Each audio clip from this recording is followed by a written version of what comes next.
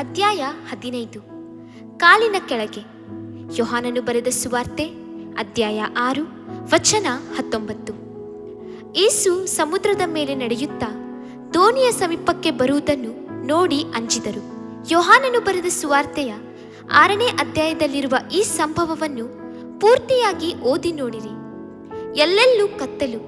ಯೇಸುವಿನ ಶಿಷ್ಯರು ಮಾತ್ರವೇ ಹಡಗನ್ನು ಹತ್ತಿ ಕಪೆರ್ನೌಮ್ ಮೀನಿನೆಡೆಗೆ ಹೋಗುತ್ತಿದ್ದರು.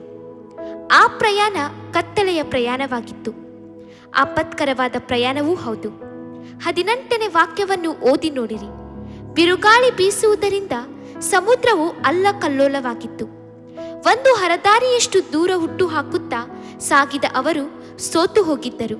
ಪ್ರೀತಿಪಾತ್ರರಾದ ದೇವರ ಮಕ್ಕಳೇ, ನಿಮ್ಮ ಜೀವಿತದಲ್ಲೂ ಕತ್ತಲೆ ಮುಚ್ಚಿಕೊಂಡಿದೆಯಾ? ನಂಬಿಕೆ ಇಲ್ಲದಂಥ ಪರಿಸ್ಥಿತಿ ಉಂಟಾಗಿದೆಯಾ? ನಿಮ್ಮ ಬಾಳಿನ ಹಡಗು ಅಲ್ಲಕಲ್ಲೋಲವಾಗಿದೆಯಾ? ಕಳವಳ ಗೊಂದಲದ ಪರಿಸ್ಥಿತಿ ಉಂಟಾಗಿದೆಯಾ? ಅಂದು ಶಿಷ್ಯರು ಒಂಟಿಯಾಗಿ ಪ್ರಯಾಣ ಮಾಡುತ್ತಿದ್ದುದನ್ನು ಅರಿತ ಕರ್ತನು ಅವರನ್ನು ಹುಡುಕಿ ನಡೆದು ಬಂದನು. ಕತ್ತಲೆ ಆವರಿಸಿದಂಥ ಆ ವೇಳೆಯಲ್ಲೂ, ಸಮುದ್ರವು ಅಲ್ಲಕಲ್ಲೋಲವಾಗಿದ್ದಂಥ ವೇಳೆಯಲ್ಲಿಯೂ ಯೇಸು ಸಮುದ್ರದ ಮೇಲೆ ನಡೆದು ಅವರೆಡನೆ ಬಂದನು. ದೇವಮಗುವೆ, ಇಂದು ನಿನಗಿರುವ ಸಮಸ್ಯೆಗಳ ಮಧ್ಯದಲ್ಲಿ ಕರ್ತನು ನಿನ್ನನ್ನು ಹುಡುಕಿ ಬರುವಾತನಾಗಿದ್ದಾನೆ. ನಿನಗೆ ಸಹಾಯ ಮಾಡಿ ಹೋರಾಟಗಳನ್ನು ಮಾರ್ಪಡಿಸಲು ನಿನ್ನನ್ನು ಸಮೀಪಿಸಿ ಬರುತ್ತಿದ್ದಾನೆ. ಆತನು ಸಮೀಪಕ್ಕೆ ಮಾತ್ರವೇ ದೇವರಾಗಿದ್ದಾನು, ದೂರಕ್ಕೂ ದೇವರಲ್ಲವೇ? ದೂರದಿಂದಲೇ ನೀನು ಮಾಡುವ ಪ್ರಾರ್ಥನೆಯನ್ನು ಆತನು ಕೇಳಿ ನಿನ್ನ ಸಮೀಪಕ್ಕೆ ಬರುತ್ತಾನೆ.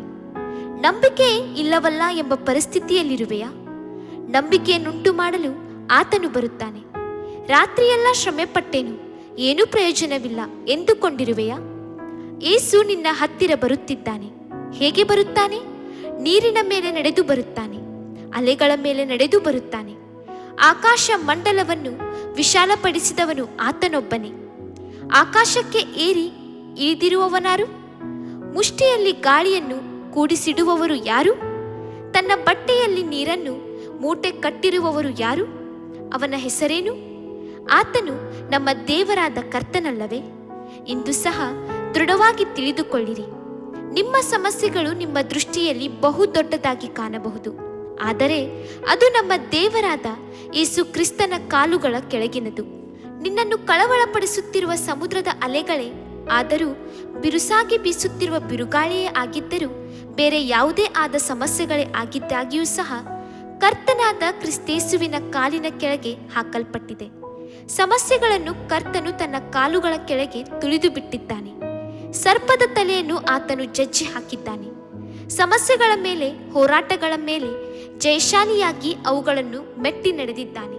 ಲೋಕದಲ್ಲಿರುವವನಿಗಿಂತ ನಿನ್ನೊಳಗಿರುವಾತನು ದೊಡ್ಡವನು. ಅಲೆಗಳಿಗಿಂತಲೂ ಎಲ್ಲ ಸಮಸ್ಯೆಗಳಿಗಿಂತಲೂ ಆತನು ದೊಡ್ಡವನು. ಮೊರೆಯಬೇಡ, ಸುಮ್ಮನಿರು ಎಂದು ಹೇಳಿ ಬಿರುಗಾಳಿಯನ್ನು, ಸಮುದ್ರವನ್ನು ಗದರಿಸಿದಾತನು ದೊಡ್ಡವನು.